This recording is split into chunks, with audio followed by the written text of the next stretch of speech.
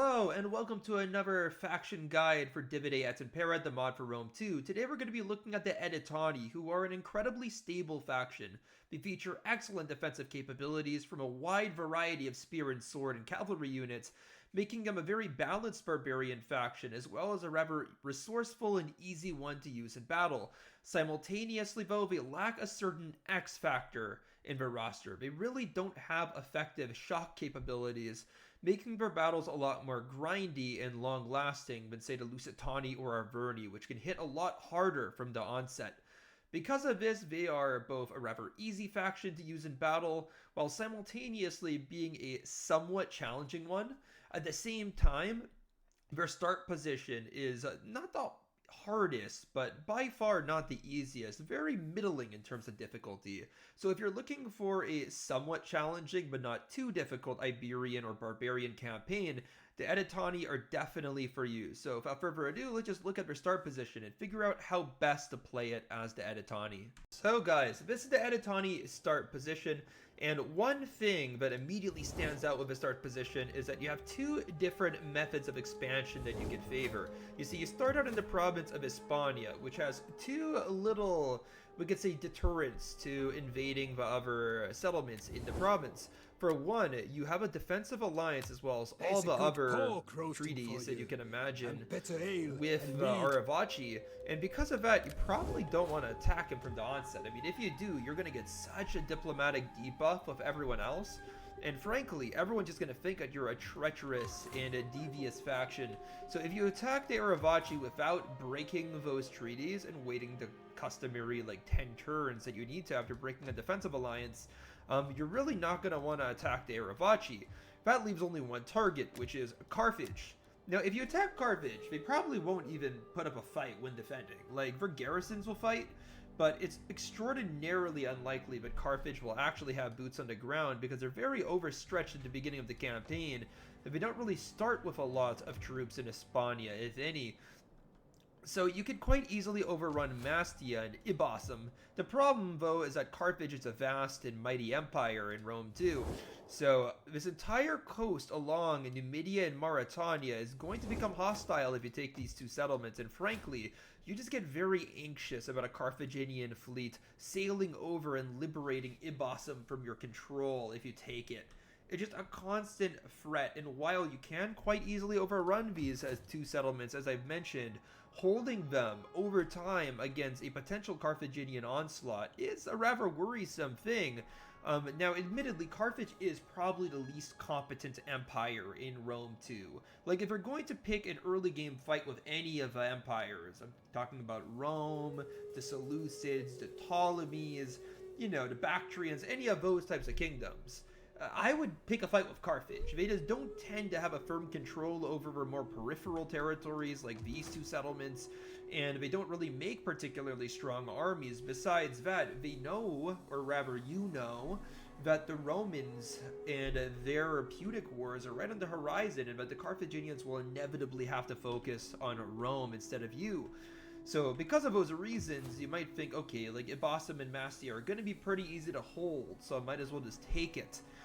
Those are valid. Those are valid reasons, but I do believe it optimal to take Carthage on once they're at war with Rome. That way they'll really have their hands full, and you'll have very little reason to worry about the Carthaginians coming from these two settlements. If you attack them right at the beginning, like turn 5, turn 6, the Carthaginians will probably still be at peace with Rome, so they can muster all of their military might and send it right at you. So I hope that really gives you an idea of why attacking the rest of Hispania might not be worth it. Instead, I would attack Tarraconensis. This province stretches all the way from Tarraco directly to your east up to Araculum, and all the way over here to Brigantium. And if you take these three settlements, which you can, like you'll take Tarraco first, obviously, and then head north to Aracalum and then to Brigantium. All of these settlements share borders with each other. Then you're going to have a very, very, very strong province, one that's 70% Hispanian already, making them quite easy for you to convert culturally. I believe that all of these factions are Hispanian, so, or Iberian rather. So you are going to be able to recruit your best soldiers from these settlements immediately. Your populations will neatly convert into the populations that you have, and ultimately this province is highly defensible, so it'll be one that's quite easy to hold in perpetuity for the campaign. So at the end of the day, I believe that this is kind of the way to go. It's the safest. None of these factions tend to form long-lasting or powerful alliances with other factions. They're all minor in nature. You will be able to take them on quite soundly, and I think I'll win some pretty easy victories to claim a very nice early game province. So this is the way I do it, and afterwards I would kind of figure out what else is going on, you know? Can you head south and attack the Lusitanians? Are they weak enough for that? What about Dar Erevaci? Is it time to betray them? Is Carthage now at war with Rome, allowing you to quickly take Mastia and Abbassum? You know, once you've taken this province, you should be able to find out some weakness in Hispania to exploit and take your next province. Now, when it comes to your early game army, you have a lot of very cost-effective but not amazing units. One of these cost-effective units are these spear skirmishers, which they have, like, they're basically like early game Greek infantry. Like, they have 4 volleys of javelins, which is pretty crazy, as well as 4 speed. They also do offer you a bonus versus cavalry, which is pretty good. Like, these guys will hold down your flanks against enemy cav while also offering an improved skirmish capability. But most importantly, look at their price per turn. Like, they're cheaper than virtually any militia. Like, these guys are just exceptionally cheap. So having 4 of these guys in your initial army could be prudent. These light spearmen do hit pretty hard for the price with 15 armor, 10 attack, 12 defense. The place where they struggle is with their weapon damage, since they do use a levy spear, but they also come from your 3rd population class and cost under 100. And with the combat stats these guys offer, they're pretty solid to make into a main line. You can also recruit some of these levy spearmen for the flanks if you want. These are kind of like better fighters, I would say, in the long term compared to these light spearmen. At least I think that they'll be better in a grind out fight compared to the light spearmen, although it is more squishy on the charge. Or you could, of course, just get more of these spear skirmishers. It's really up to you. These Scutari are very good, though. Like, 22 melee defense, because of the 1 experience chevron they get, is absolutely mental. I mean, just look at these guys' stats. They are an incredible unit, far better than Threo spears combat-wise, as well as matching their armor. So this is a very, very, very competent, you know, more defensive spear unit, but still highly, highly competent. The problem is that they are very expensive. Like, you can get 2 or 3 units quite easily for the price of this one with all the other units you have to recruit. So if you're trying to go cost effective, it's going to be light spearmen, it's going to be spear skirmishers, that'll be your entire army, and this is going to cost you almost nothing. If you want to go for the most powerful army that you can, then go for your Scutari, recruit plenty of them, they're such a good turn 1 unit.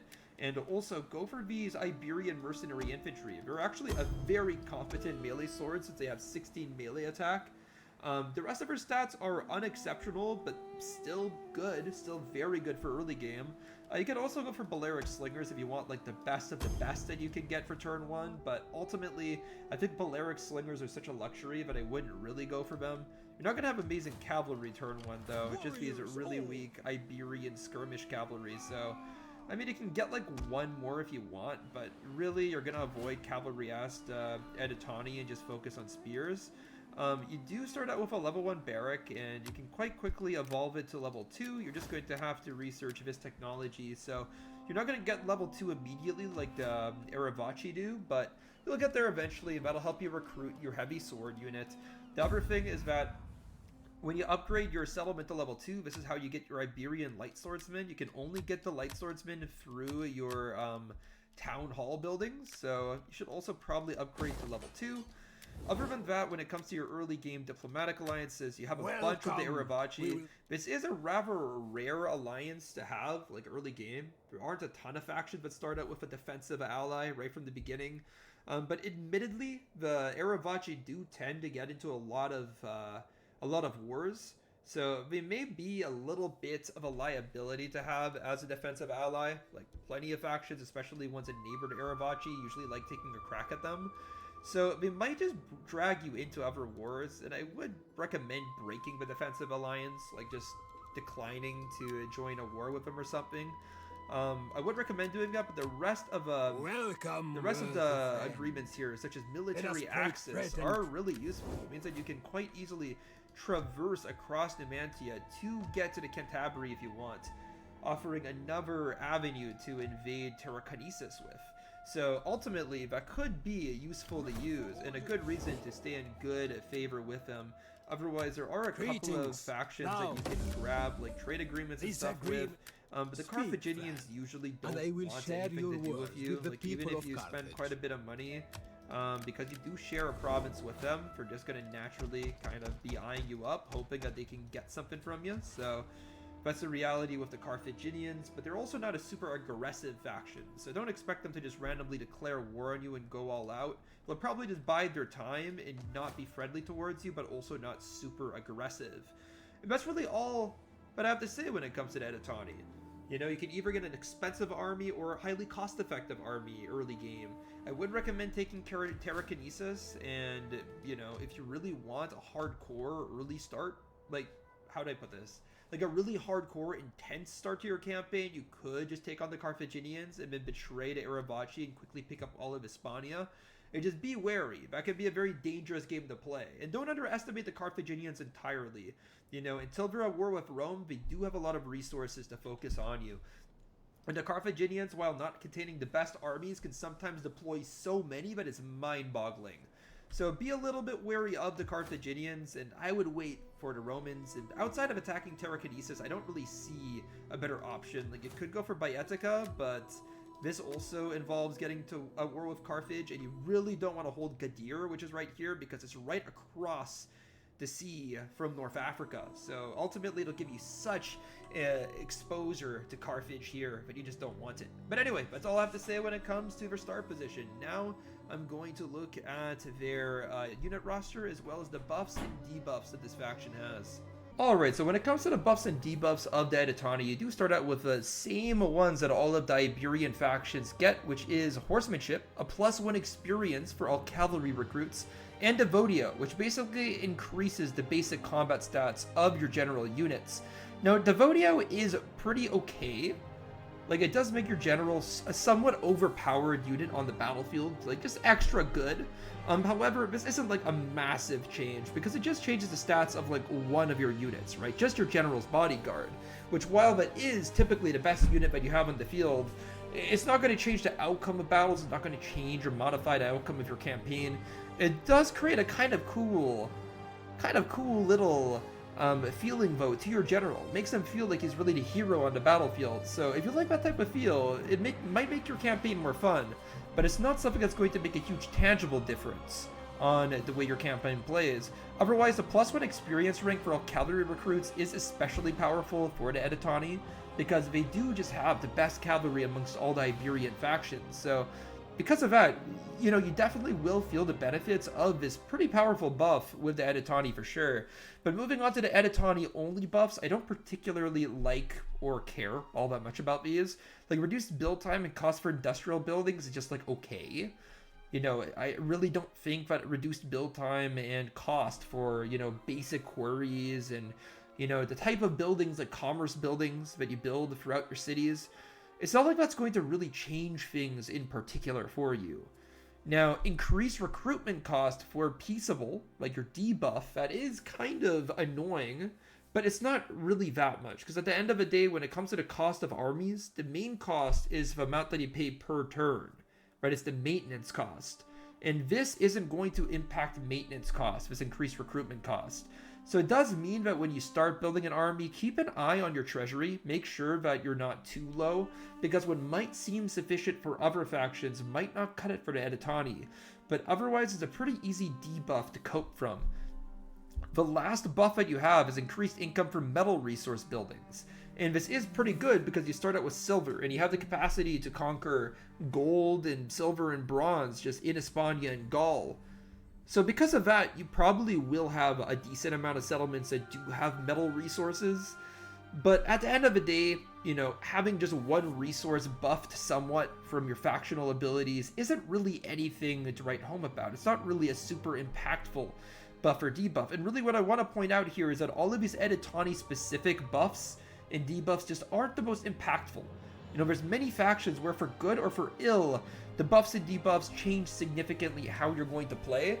But if you just ignore all of these as the Edetani, you'll barely feel their presence at all. And because of that, I would say that outside of his horsemanship thing, which really is a good thing, because as we'll go over with the roster, the Edetani just does have really good cavalry. But outside of that, I would say that most of these are ineffective, and subsequently, not all too important for the Edetani. Now let's go look at the roster and see what they're all about. Alright everybody, so the Edetani roster is just in general very, very solid. Like, for a barbarian faction, it's exceptionally well-rounded, because the vast majority of barbarian factions are just exceptionally good at maybe one or two things, but insufficient in others. And just across the board, the Edetani display competence in every single category, from an elite skirmisher that's good with javelins, it goes into a melee quite effectively afterwards, to honestly really good cavalry. Just for barbarians, these two cavalry options at the top are really good, and these two at the bottom are just really cost effective. Their swords are also pretty effective, their spears are also pretty effective, but the one kind of weakness amongst the Edetani is both in terms of choice, because you can see for cavalry they don't have a lot of options, for skirmishers they only have 3, so that's kind of a weakness. Diversity is a little bit lacking amongst their units, but also in terms of shock impact. Their only shock unit is this cavalry unit, and just the rest of the infantry as well as the skirmishers are more of a stable type of unit, you know? They're more defensive, more high armored in nature. And outside of just having a lot of javelins along their units, which can be quite shocking, you know, javelins are high damage, low range, but very quick and high damage type of, you know, projectiles. So javelins are innately kind of shocking in their application. But when it just comes to the way that these guys fight in melee combat, they're just very grindy. They're very, very grindy, very defensive. So because of that, some of your battles might seem long and drawn out. And considering this is a guerrilla deploy faction, you know, all of the Iberian factions rosters are entirely composed of units that can deploy in guerrilla style. They can deploy really close to your enemy units, kind of in no man's land. So because of that capability, having more defensively minded units that might not be as good at charging may seem a little bit imprudent. You know, you want your units to hit really hard and fast and just avoid the skirmish and finish things quite quickly. You know, that's kind of ideal shock tactics in a nutshell. And these units might be a little bit ill-prepared, a little bit bad at using guerrilla deployment to their full impact because of that. But that's really the only weakness I can think of. Just in general, very, very, very solid barbarian factions. Perhaps one of the best I will review in my guide series, because amongst the Gauls, this is just way better than most of the Gallic factions, I would say. But starting from the top, let's go over to generals and just cover each unit individually and just see how they stack up in the world of Divide et Impera. Now, your first general unit is your Edetani Noble Swordsman, and this unit is just really, really solid. It's akin to really any elite Gallic sword unit. The exact same stats. This unit has identical stats to the Boii heavy sword. It has almost identical stats to your Arverni Oathsworn. Just 3 less armor. In terms of its actual combat ability, you know, with 15 melee attack and 12 melee defense, the 30 weapon damage that characterizes elite Gallic swords, this one has it, making it a perfectly serviceable noble sword. In fact, my favorite noble sword amongst Iberians.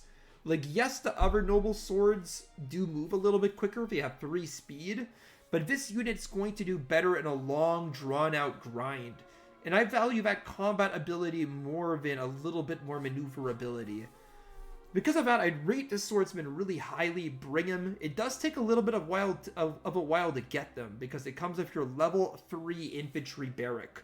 So you are going to have to take a little bit of time researching to get these guys, as well as building up your military recruitment buildings. But once you do have these guys, bring 3 or 4 in every army if you can. Absolutely worth bringing. Absolute tank of a unit, will eviscerate the vast majority of swordsmen just across the game. Sure, there are better units such as the Arverdi Oathsworn, Roman Praetorian, Syracusan Heavy Infantry, Galatian Forax Infantry. There are better units that exist in the game, but not many. This is definitely a top 5% of sword units in Rome 2 type of unit. And because of her guerrilla deployment capabilities, I really do have to move these guys closer to the very top, because that guerrilla deployment is worth its weight in gold as well. Now, your spear option are these Iberian Noble Spearmen, and Spearmen in general are more survivable than Swordsmen. I mean, this unit does have a 3 armor more than your Noble Sword, as well as an amazing 21 melee defense, but ultimately this isn't a unit that's exceptionally good at just ripping through enemy infantry. And I believe particularly in early game that capability is far more advantageous than a more defensible, survivable general like this. Now, these types of Noble Spears are very good though. Like, don't make me discouraged. Let me discourage you from bringing these guys in your army. And they are just recruitable from your level 3 barracks. So, because of that, like, there is ample opportunity and reason to bring these guys on your flank.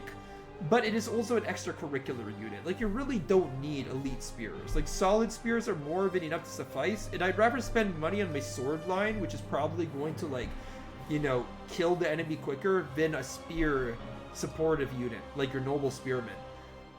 And for that reason, too, I wouldn't really bring this guy as your general. I'd bring the heavy sword more often. But the Noble Spear in late game, if you're just looking for a unit that's capable of surviving a long time and just keeping your general safe, then I bring the spear. Now, moving on to your cavalry option, you do have the Edetani Noble Cavalry, and I don't really love bringing this unit as your general, because it's not very well armored. 33 armor is pretty bad for a Noble Cavalry, and you don't really want a squishy unit as your general unit, right? It's always not an advantage. The other thing is that Iberian units across the board don't have amazing cavalry. Like, the Edetani are number 1, in my opinion, and I think that they're a really strong and virtually undisputable number 1 amongst the Iberians. And because of that, breaking a cavalry that specializes in anti-cavalry actions like this unit isn't really going to be the most helpful. Like, this unit's really good at ripping through enemy cavalry because 13 melee attack and 14 melee defense is really good. And this 32 weapon damage in particular just makes them super grindy, super good at a long-term grind out with enemy cavalry.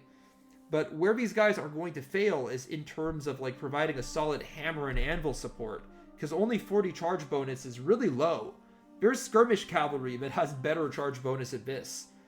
So because of that, I wouldn't really, like, recommend that you bring these guys. I just don't think it's a great option. And while I do advise that you bring a cavalry unit as your general often, just because I think that they're much better at keeping your general safe, I just feel like these two units are so much more useful than this that I would caution away and just bring your spear or your sword.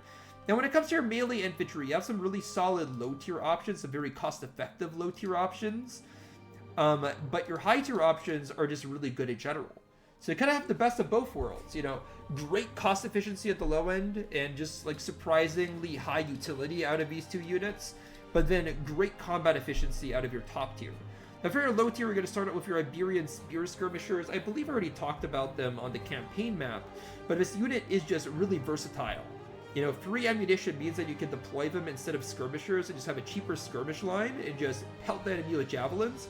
With 225 men, this 3 ammunition means that they're going to throw a total of 675 skirmishers. Sorry, 675 javelins. Skirmishers, not like they're going to hurl themselves. But 675 javelins is a humongous amount of javelins, and because this is an infantry unit, they'll throw them quicker than your skirmishers do. They won't be as good javelins as your skirmisher javelins, but they are just really, really, really solid at providing value for the money that they cost. Also, 13 bonus with cavalry is a nice bonus. It means that these guys can run on the flanks, and with this 4 speed, they can really help hunt down and track cavalry.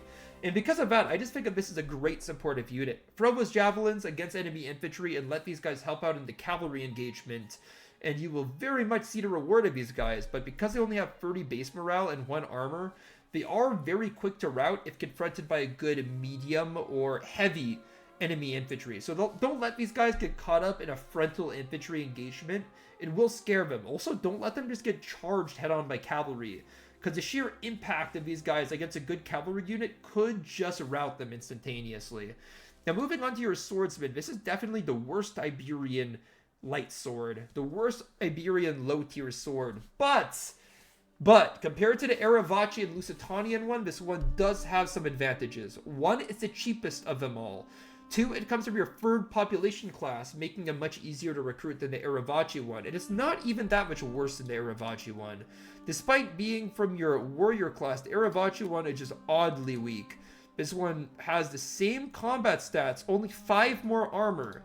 That's it. That is a pathetic, absolutely pathetic amount of advantages for the Erevaci light swordsman. Just so much worse. Oh, 1 more armor penetration for the Erevaci. Just such an insignificant amount of difference considering how much cheaper this unit is, and that it actually comes from an easily recruitable class. Bring them if you're trying to make a cost-effective army, but in an elite army. In an army where you bring a lot of your medium swords, actually your heavy swords they're called, and your noble swords, these guys will absolutely be a liability. They're not a good unit. In the grand scheme of Rome 2, these are not a good unit. They are a serviceable unit in early game if you're trying to create as cheap an army as possible. In a very cheap army, these guys can serve as a main line alongside your light spearmen. But if you're actually trying to make a good army, I think that these light spearmen are just so much better on the flanks than these light swordsmen. And then if you're just going to bring like actual good units, you're going to focus on these heavy swordsmen. Recruitable from your second tier infantry barrack.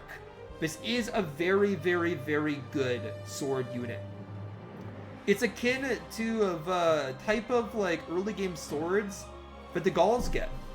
Like this unit is almost identical to the one that the Nervii has, I believe. Let's go check this out. Your early Belgae medium swordsman has identical stats to the sword that we just looked at, except this one's actually better. It has more base morale. Your medium Belgae swordsman is only going to have 45 morale and 20 armor. So actually, this Edetani Iberian heavy swordsman is actually better than your Nervii early game sword. It only has 5 less armor than your early game Arverni Oathsworn as well. This is absolutely serviceable within the grand scheme of Gallic early game sword. And considering that you can get this one like turn 6 as long as you upgrade the right buildings and do the right research, it's pretty accessible early on. And this swordsman is just serviceable, just very, very good. It's not the best sword in the game. Don't even consider that. But it is just overall a very solid unit and one that I'd absolutely recommend that you bring. You know, if you're making a midline, but you don't want to expend like all of your noble population, this is absolutely worth to bring. Nothing bad to say about this unit, just great sword unit. Now your noble swordsmen, they're better. They're definitely better. They do come from your first population class, and you do need your level 3 infantry barrack. So it's going to take quite a while to get these guys. Like by turn 30 something or 40, we're going to have these. So it's a bit of a wait, you know? Bit of a wait for sure. You're definitely going to get access to these heavy swordsmen much sooner. And these guys are probably going to play a larger role in your campaigns too, just because they can actually be recruitable from your second population class, you know? First population, kind of hard to spare. But this is just such a solid unit, and about as good as barbarian swords get. And you know, this is about as good as like early game barbarian swords get. Just in general, you have 2 very solid, 2 very stable, 2 very conventional options. You know, nothing incredibly odd or amazing about these units. They're just very, very solid. And same thing with your Iberian Reformed Heavy Sword. Now, every single Iberian faction gets this unit, so it's not unique to the Edetani at all, but it's just very, very solid. Like, this unit has 38 armor, which is great. And, you know, just 1 less melee defense than your typical Gallic late-game sword, making these guys kind of akin to, like, the swords of the Bowie Eye or something, which, you know, makes sense. These guys come from your second population class. They're pretty easily accessible. Just generally a great unit, you know, can still guerrilla deploy, all of that jazz. So in late game, if you're struggling to get these guys, because you don't have your first class population, these guys are basically an alternative, which is like almost as good. You know, I would consider your Noble Sword better, because your Noble Sword has 1 more melee defense, and yeah, sure, this Reformed Heavy Swordsman is more armored, but the Noble Swordsman has more morale. So the Noble Swordsman has 2 categories in which they're better than the Reformed Swordsman, and the Reformed Swordsman only has 1. So I think the Noble Sword is marginally better than the Reformed Swordsman. Also, it looks a little bit cooler. I guess that's kind of some points in its favor. But the Reformed Swordsman comes from your second class. So ultimately, you're just going to be... It's going to be so much easier to recruit these guys, but you probably want to go for these guys. Now, moving on to your spears, you have, again, 2 really good low-tier options and then 3 solid higher-tier options. Your lower-tier options start out with your Levy Spearmen, and these guys are just your typical Levy, but they're a little bit above average because they have the 7 and 14 melee attack and defense that, you know, you kind of want as with your levies. Like, a lot of levies only have 6 and 12, so 7 and 14 is good. Now, some of them do have, like, 7 and 16, so this isn't the best, but this is serviceable. But these guys also do have 8 armor and 1 ammunition, making these guys kind of a little bit above average. Like, they have everything that you want. Decent fighting stats, some armor, 1 ammunition. They're not the best levy in the game, but they work, and they are relatively cheap. With 17 bonus versus cavalry, you can totally put these guys on the flanks and help out with the cavalry fight. That'll be the main way to use these guys, but considering that these spear skirmishers do have the free ammunition as well as the bonus versus cavalry, I'd kind of favor these guys on the flanks. They're also cheaper than the Levy Spearmen, so I feel like if you're actually seriously trying to integrate your more cost-effective low tiers into your armies, I think that the spear skirmishers will have more application. But if you're just trying to make a cost-effective army, so you're looking for things that can actually fight, these guys will fight pretty well. Now, your light spearmen are really, really good for the price. Like 10 melee attack, 10 melee defense, and 23 charge is obscene for a unit like this. Now, it is going to struggle in terms of weapon damage at 21, just because this is a spear unit, so they're not the best at a grind-out fight. This is honestly a unit that is going to be better if you kind of charge them in and out of the fray. If you wrap around the flanks with these guys, they'll be good. Like, a low-tier Edetani army should consist of a light swordman center, as well as light spearmen on the flanks, maybe 4 on either flank. But in even like a good army of yours, you can easily have one of these on either flanks, because they will help you against cavalry and provide solid rear charges on the flanks if you can get them into combat. So these guys absolutely can be useful. It's a very cost-effective spear unit. Now, I'm not going to say that this is like an amazing spear unit by any means, but considering the cost, they come from your third population, all of that jazz, just really good for what they are. Your first good spear unit, your first actual like combat efficient, combat efficient unit is going to be the Skitarii. And this is a really good Skitarii spearman. One, because they have 225 men. You know, the Lusitani variant only has 150, making this one decisively better. But also 8 melee attack and 19 melee defense is super duper duper good for early game. In fact, let's compare that to the Skitarii of the Aravace. You can see your Aravace Skitarii is only going to have 7 and 17. This is equivalent to Freyo Spear as well. This unit's actually more elite. Like, this is more akin to an elite spear's combat stats. So I hope I've illustrated the difference here. The only weakness that this unit has is that it only has 20 armor, which is good for early game, but going on into late and mid game, 20 armor becomes, it becomes pretty much average in mid game and then bad in late game. So because of that, this unit's going to be a lot more effective earlier on in your campaign, but you have access to them turn 1. So if you want to make an elite army as quickly as possible and just have the highest quality troops in your campaign, this Skitarii is absolutely the way to go. This is the beast of a unit. They are more defensive in nature, so don't expect these to rout your enemy army on, like, a charge, These guys need some time. They're more like, they'll get into combat and then they'll just eke out kills against your opponents, hide behind their spears, jab when strategic. They're masters of surviving in combat for long periods of time. However, they're not the most aggressive infantrymen in general. So because of that, these guys do kind of bring this defensive character to the Edetani, but they are just such a good defensive unit. Now, come the reforms that you experience in turn 90, you get a slightly better version of the Skitarii. It's not a humongous upgrade. Like, this unit is insanely good, so you can't really upgrade it a ton, lest it become overpowered.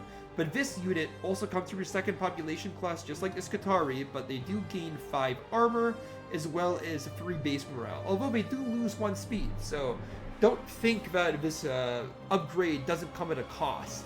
But I do have to admit that the armored Skitarii is better. Like, getting 3 more morale and 5 more armor is definitely worth 1 speed, so it's a worthy trade-off. But ultimately, I do have to say that this is not like the amazing upgrade that it seems to be. And I can also point out that these guys are essentially equivalent to... What actually... No, I'd lie if I said that they're equivalent to the Erevachi Skitari, because the Erevachi Skitari become a shock unit. But I think that these guys have the same stats as the Reformed Skitari Spearmen, except the Reformed Skitari Spearmen for the Lusitani have only 150 men, making them so much weaker. So this unit is definitely better than the Reformed Skitari. You know, in general, it's still good, okay? I think I'm yammering a little bit too much about this one, but, like, it's still a good unit, alright? The Skitari, they just are a lot more special. Like, these Iberian Skitari are a lot more special, considering what they're going to be up against in early game. By the time you get to these Edetani Armored Skitari, they just aren't as exceptional considering what else is on the field at this point in the game. But they're still really good. And they can do crazy damage against enemy units, believe me.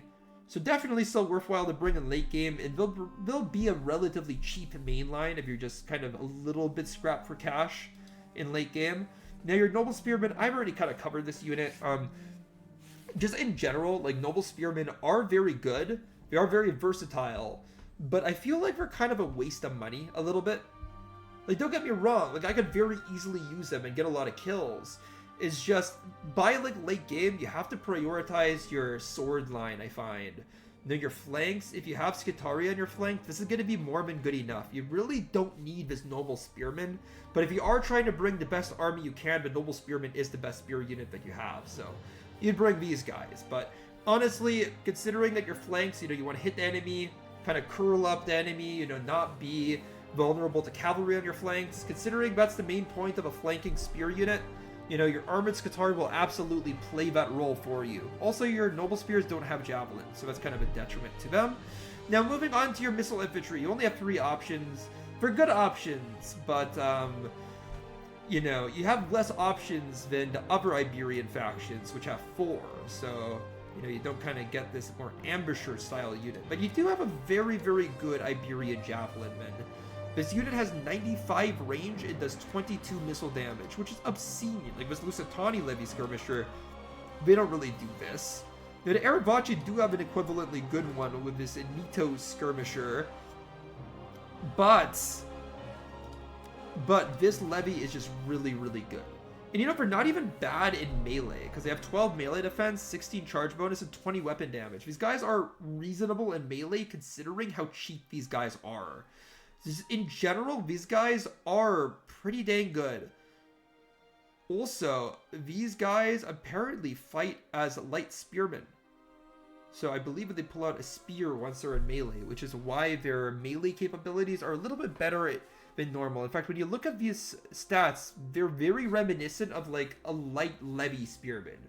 So these guys are basically a light levy spearman, but actually has a crap load of really good javelins. Like 5 javelins that they throw in 8 minutes, and we just discharge them instantly. And they have 95 range and 22 missile damage. They're like elite javelins that these guys throw. So just a super cost-effective unit. And I would bring these guys as your skirmishers in most armies. Like, they cost almost nothing, and they just deliver pain. I wouldn't bring your Iberian Slingers. The Iberian Slingers, like, aren't terrible, but they are worse than Celtic Slingers just because they have 27 base morale rather than the customary 30 the Celtic Slingers have. The other problem with Iberian Slingers is that they have 20 ammo, but they only fire 5 shots per minute, meaning that you need to wait 4 minutes to discharge your entire ammunition pouch. Now, considering that the Iberians guerrilla deploy and their battles go pretty quick because of that, I would much rather just bring a javelin unit in general. I feel like Iberians don't utilize slingers the best just because of because of that guerrilla deploy capability, and that's just my opinion on it. I'm sure that you could put the slingers to good use, and this absolutely is a great unit, particularly in late game, as you can position them on flanks and just do a lot of armor penetrating damage with your slings. But I would just prefer the javelins to create that kind of shock impact. Now, these Iberian medium skirmishers are actually much worse at skirmishing than these Iberian javelin men. These Iberian javelin men have 22 missile damage. These guys only do 19. These guys have 95 range, and these much more expensive elite skirmishers only have 85. Truly, the Iberian medium skirmisher is a hybrid infantry unit. This isn't really a skirmisher in the proper sense. But they have 16 melee attack, which is crazy. I mean, this is better than any of your units in terms of melee attack. The highest melee attack that you have is on a skirmisher, which is obscene. But the rest of her stats are very down to earth. You know? Only 8 melee defense. 18 charge bonus, which is good. It's akin to elite Roman infantry, so don't disparage 18. But it's far from the more shock-inducing charge bonuses of the elite skirmishers for the Lusitani and Erevaci. The Erevaci doing 19. The Lusitanian one, I believe, is even better. These guys do a mighty 26 charge bonus, like an actual shock unit. You know, 18 is just decent. But 25 weapon damage is okay. I mean, you know, it's a little behind your swords, but this 16 and melee attack is really what's going to give these guys for real melee capability. I mean, this is just a solid unit. It's more of a grindy unit, admittedly. However, it's just a solid melee unit. But, you know, it's really unnecessary to bring amongst the Edetani roster. You already have so many solid units that you're going to be spending your money on, but unless you're, like, bringing the best army you're humanly capable of, I wouldn't really spend money on these guys. I just don't think that it's a great spend of funds. Instead, bring these Iberian javelin men. Just the sheer damage of these javelins will be so impressive upon your enemy. Just so great. And because these guys have spears, it can even help against enemy cavalry. And it can perform some pretty respectable rear charges. So ultimately, I feel like you get a lot more money out of this unit. But this unit's definitely capable of inspiring great feats amongst your army. Let's just say that. I didn't even know what I was going about. But this unit is definitely good. It's definitely very solid. Just solid, very defensive in nature. You know, definitely fits into the more grindy character of the Edetani in general. Now, in fact, grindy character is replicated in the cavalry of the Edetani, specifically in this Iberian armored cavalry. This unit is almost as armored as a Seleucid or Parthian cataphract, and this is the barbarian cavalry unit. 49 armor is obscene. It is the standout unit of this army by far, along with the Scutari spearmen, in my opinion. This is the standout. Just such an obscenely over-armored lancer. Like, I don't even know why you need this much armor, because in terms of an actual melee combatant, this lancer isn't amazing. Like, sure, it does do an impressive 57 charge, but the 7 melee defense is an absolute detriment to this unit's combat ability. Although 13 melee attack is okay. And just overall, this 49 is crazy. And you know what? This will make this shock unit just so difficult to kill. It's like very heavy, you know, 49 armor. It just, as long as these guys have ample support from like spears and stuff like that, they will be unkillable and just dice for the enemy. So this is really where the shock value in this army would even come from. This is the only real candidate outside of your light spears or your javelins to provide shock value. So use these guys once you unlock them. You do need your level 3 cavalry barrack. They are very expensive and they come from your noble population, but they will serve you well. Absolutely essential unit to bring. But going for the rest of your cavalry, you have your Iberian light cavalry. These guys are pretty good because they come in a unit of 90. But overall, their stats are absolutely nothing overly impressive. They're just solid. You know, 23 armor is good. 45 morale is okay. 7 speed is workable for melee cavalry for sure. 47 charge is alright. Now, they're just a little bit weak in combat. And up against a good melee cavalry, they will get destroyed. They're just not the most skilled combatants. In contrast, your other low-tier cavalry that comes from your second-tier cavalry barrack, your Iberian medium cavalry is really good at melee combat, but they have a light complexion. They're light cavalry, meaning that if they get charged by heavy cavalry, it's probably game over for these guys. But in terms of actual grind-out ability against enemy cavalry, really good. Really good. So ultimately, it's really these two that offer a good contrast for your low-tier cavalry. They both come from your second population class, just your light cavalry is a lot cheaper than your medium cavalry. The light cavalry is more for like hammer and anvils, more for like chasing down enemy skirmishers, that type of thing. Your medium cavalry is more to engage enemy cavalry and fight them off in combat. Now, when it comes to your noble cavalry, your top of the line, you have your Edetani nobles. Again, this is just a purely melee cavalry. Just really good for anti-cavalry maneuvers, but not going to be particularly great at dealing the shock value to your army. Not going to be great at a hammer and anvil. In fact, your lower tier cavalry will be significantly better for hammer and anvil than your Edetani nobles. So just consider, this is a very specialized cavalry. Very good for long-term grind. Not as good for hammer and anvil, but you know what? If you go for a cavalry heavy army, this is just a perfect cavalry to help support your Iberian armored cav. Because these guys are going to be able to fight off anything that wants to kill your Iberian cavalry, and then your Iberian armored cavalry is going to go in for some insane rear charges. So these two will complement each other so well, and that's why I think it's important to bring both of them to the field at once if you're going to field one. So, you know, kind of on their own, neither of these is maybe exceptional, but together they have amazing synergy between themselves. So totally bring these guys, just exceptionally worth it. Your missile cavalry, I just don't think that you have good options as an Edetani. Like, they do have elite missile stats, but really low armor. Like, 4 armor on the Edetani skirmisher is terrible. 13 armor on your Iberian Reform skirmisher is definitely exceptional. And while this Iberian Reform skirmisher may have some pretty good melee stats that are pretty similar to your Noble Cab, these guys only have 7 speed, which is terrible for a 13 armor cavalry. And I just feel like if these guys get charged by almost any cavalry unit, they will get beat in combat. So because of that, I don't really like bringing these guys, particularly because your shock cavalry is so good. Like, it's for units that don't have particularly great melee cavalry or lancers or anything really of value here, but I start looking at the missile cavalry and thinking, maybe it's worth bringing these guys. But for the Edetani, you have such great shock cavalry that I never really advise that you bring your missiles. But that's really all I have to say for the Edetani, guys. Is overall a very solid faction. Great spears, great melee infantry, some decent coverage amongst the missile infantry, albeit not particularly diverse options. And for your cavalry, for a barbarian faction, just really, really good cavalry, and just very useful cavalry. Across the board, I see value and an application for each of these units, and they're definitely competitive with the other factions in Rome too. And because of that, I do want to give the Edetani a pretty high score when it comes to their general rating as a faction. In fact, I would give them a solid 7 out of 10.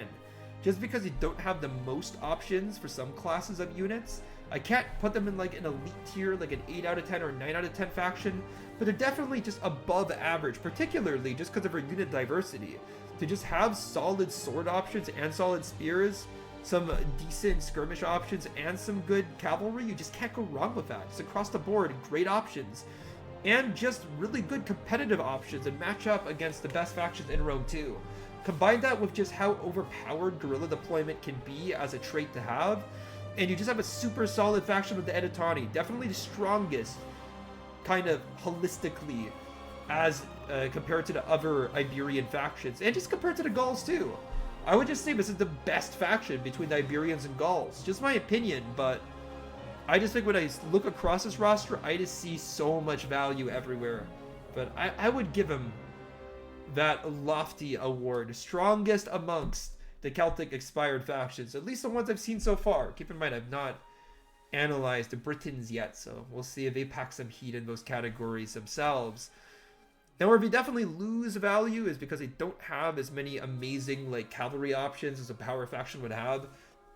And definitely for skirmishers does leave something to be desired. Outside of that, they don't really have an infantry unit that can be considered like one of the best in the game. You know, they're amongst the best, but definitely not the best. Because of that, they're definitely going to lose some points. So 7 out of 10 I think is pretty fair. They definitely are a bit middling when it comes to challenging. I do still believe that the Lusitani are a much easier campaign just because of the province where you start and because of the units you have recruitable in Term 1. However, I do think that this isn't a particularly challenging campaign. I would give it like a 3 out of 10 in terms of challenge. So definitely easier than average. And you can definitely, just like as long as you don't embroil yourselves in too many wars, as overextend yourself mercilessly, you should be able to win. And you can recruit some pretty cost-effective armies from the onset. So you have ample opportunities to make good armies in early game as well as late game. You don't really fall out of favor like the Arverni do over time, to Aravachi do over time in your campaign, your army remains competitive throughout. So because of that, I think 3 out of 10 is pretty justified. You know, it's not like it's devoid of challenges, but I would say that this is a slightly harder campaign than the Lusitani and much easier than the Aravachi, which are a somewhat challenging faction to play. And because of those factors, I would say that if you're looking for a more kind of in the middle Iberian campaign, like you don't want to have a super easy campaign like the Lusitani, but you don't want to struggle annoyingly like the Aravachi, then the Ecbatani or the Edetani are definitely for you. Now, when it comes to whether I'd recommend this faction, how much I think this campaign is playable, how much I recommend that you play this campaign, I really can't say that I super duper recommend it. I mean, you really have to have an interest in some of the units that you see here. Because in general, I would say that this faction just has a kind of generic feel to it. You know, just really solid defensive spears, some solid swords that resemble the swords that every Celtic-inspired faction has. Just overall, this faction just takes little snippets from other factions, just all across the board. And because of that, I really don't believe that this faction has anything particularly unique to offer, other than they're just a very solid middling faction in Iberia. So, you know, unless you really want to be in this Iberian context, which I don't really consider it the most exciting region of the map, I wouldn't really consider this a super duper playable campaign. And because of that, but actually, no, it's a very playable campaign, but it's not a super unique campaign. And because of that, I would say that this is a good 4 out of 10 in terms of how much I recommend that you play it. You know, it's a very average campaign, you know, below average when it comes to uniqueness. So there's really no explicit reason to pick this up unless just some of these units have a, you know, you've just taken an interest in them. But it's just my opinion.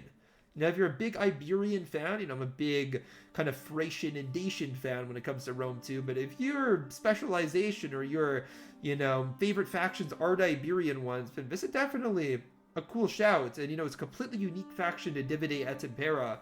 So if you're tired of the Aravachi and Lusitani, I mean, this might be a breath of fresh air for you.